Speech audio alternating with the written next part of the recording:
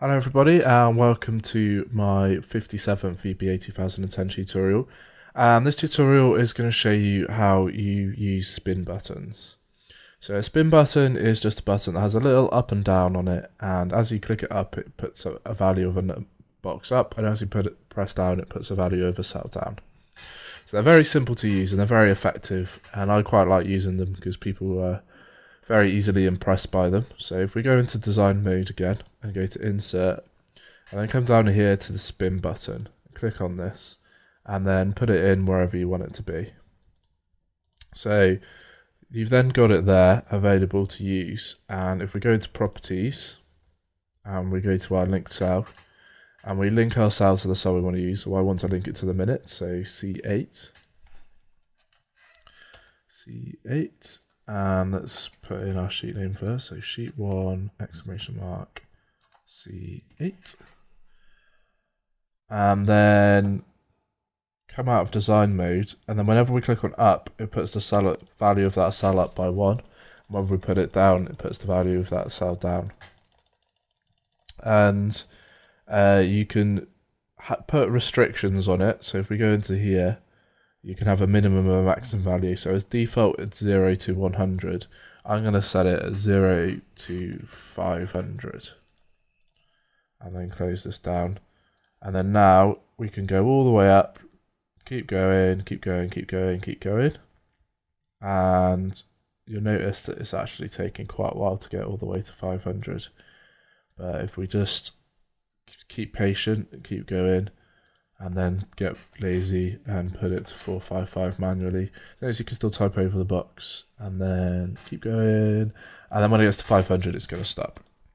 And so that's quite useful to have different things on it. If you notice that it is going really slowly, then you can actually change the delay. So at the moment the delay is 50. If we put the delay in as 1 and then come out of design mode, and then you'll notice that now it's actually moving along a lot faster. And so that is how you would speed it up and slow it down. It's just changing that property value of delay. I'm going to leave that one at 10. I'm now going to copy this, so if I'm in design mode I can actually just copy and paste buttons. And what I'm going to show you with this one, so this one's going to increase it by amounts of 1. This one's going to increase it by 60 minutes, so hours. So if I go into my properties and I go to my small change down here, at the moment it's set to 1, so it changes by 1 each time. I can put this as whatever I want. So if I put it as 60 and then come off of it, come out of design mode, and then when I press up it's going to add 60 onto the length of this, and at the moment it's too sensitive, so let's put our delay up a bit, 50, and then do it again, and then we can do it in nice steps of 60, and then we can add in the rest of our minutes there. You'll notice I tried to put in 0.5 a minute ago, and the small change actually doesn't accept, say, 0.1 or something like that. So if you want to have increments of 0.1, then you need to go onto your properties, you need to link your cell to a different cell.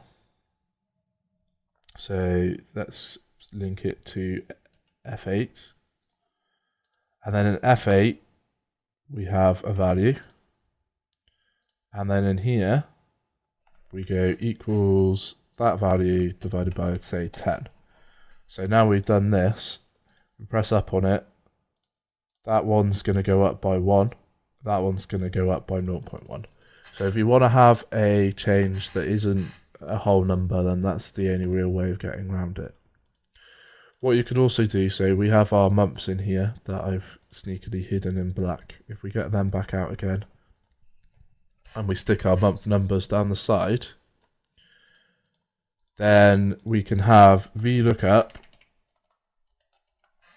and then these two commas false, and then remember that we have to type VLOOKUP at the equals at the start.